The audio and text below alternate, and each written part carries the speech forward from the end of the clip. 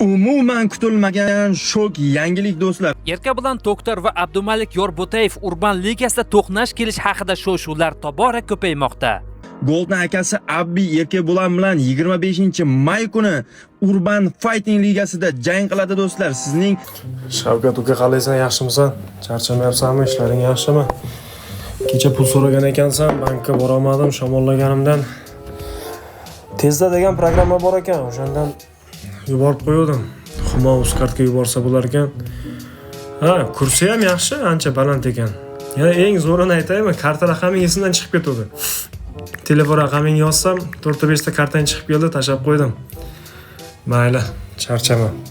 Abdumalik Yorbo'tayev o'z sahifasida ushbu ma'lumotni istoriya qilib joyladi.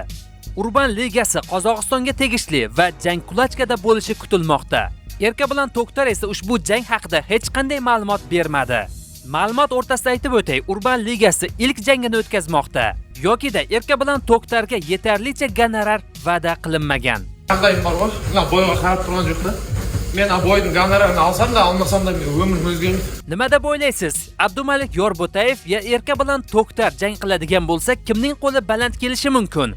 Albatta, o'z izohingizni kommentariyaga yozib qoldirishni aslo unutmang. Hamyurtimiz Abdumalik Yorbo'tayevga faqatgina omad tilaymiz.